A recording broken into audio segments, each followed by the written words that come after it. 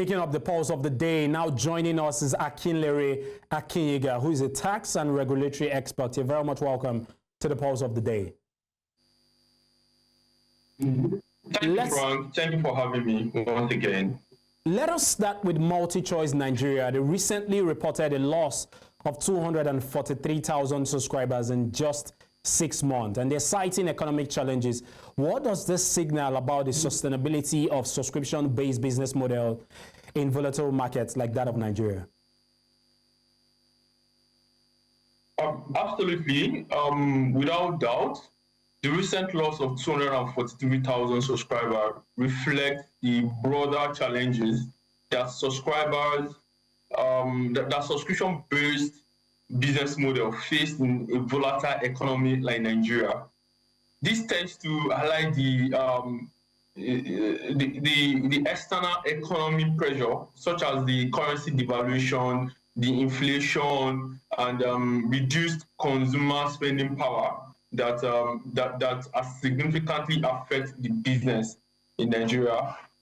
There's no doubt subscribing to MultiChoice or subscribing to DSTV is discretionary spending, especially goods that are not considered as essential goods will literally be cut off when people are faced with several economic challenges. You know, so implication for subscription-based business models in Nigeria is that there's price sensitivity. You know, when there's economic pressure, household tends to prioritize essential spending, making it harder for companies to, with higher price points, to retain customer. That's right. Again, there's also currency fluctuation. So because of this currency fluctuation, I believe people like the companies like MultiChoice will have to purchase some content abroad, and they will have to buy in some equipment. And the current economy also presents some issues around there, because they will be expending some efforts in that aspect. So there's also a competitive pressure in the sense that, like you know, there are several competitors to the service, to a similar service as MultiChoice is rendering. So, and there are also cheaper packages. In fact, there could be some free one, although not advisable. So, and again, there are other strategies for adapting and retaining customers that MultiChoice might be looking out for. Like one of them, they should be looking at a flexible pricing model.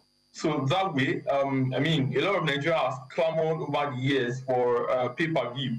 So MultiChoice might be looking in that direction to see how they can provide some level of flexibility in their content. All right. Yeah, absolutely. All right, Akinlere, let's shift gears a little bit to Seplat Energy. They've announced their exchange rate for Naira payments on Q3 interim dividend. With Nigeria's Forex market quite unpredictable, we're seeing a lot of issues around the market, quite unstable. How can companies manage shareholders' expectations? And what strategies should investors adopt to navigate such currency risk? There is no doubt. I mean, a lot of companies, a lot of multinational companies that are in Nigeria, they will be finding it so difficult to manage shareholders' expectation. And that way, the shareholders might be finding it a bit difficult to now plan, especially using planning with their dividend, because of the currency risk, currency fluctuation risks that we face currently now. Yeah. So, and again, this will also affect investors' confidence.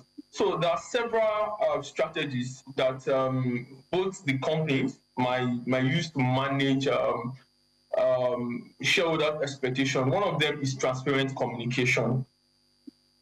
For instance, I expect that Seplat would have communicated ahead of time about the impact of the currency fluctuation on what the dividend can be in the near future. They need to they need to brief them periodically. Yeah. As the economy is moving, and they should be briefed on the impact of the currency fluctuation on what their expectation of dividend can be. So, okay, so again, they might be looking at dual payment option. Okay. The Nigerian government is negotiating, we have no time on our side, the Nigerian government is negotiating a $5 billion trade facility with Saudi Arabia. And remember that all of this is against the backdrop of the BRICS nation, investment with the BRICS nation. What's your take? Do you think that this is a game changer for the economy? And what opportunities and risks should investors and market shareholders consider as we await the outcome of these talks? Absolutely.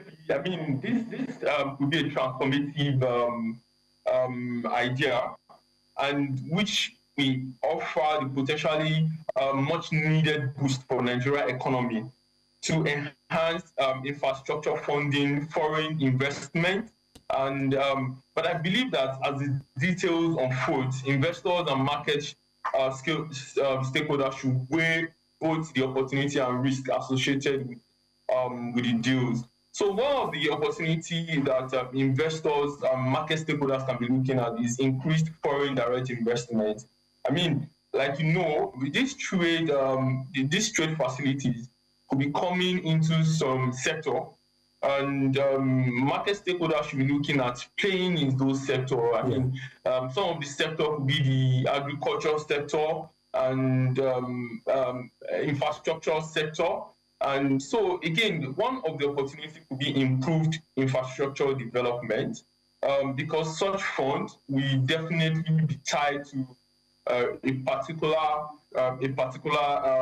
sector of the economy. Yeah. So, so stakeholders should be looking at how they can play in those sectors so that they can be a beneficiary of those sectors. So, looking at the risk, there could be some risk. There is debt sustainability concern. So how possible are you able to manage that debt? Because trade facility is not just going to come for free. Is it going to come in form of equity or debt finance? So if in an instance it comes in form of debt finance, how are you going to sustain that debt? So then Nigeria as a country might be looking at the geopolitical and the political risk. Okay. So because that So I think that's solved it. All right. Thank you very much for joining us, Akinlere Akinyiga, who's a tax and regulatory expert. It's been a great time having a great conversation with you.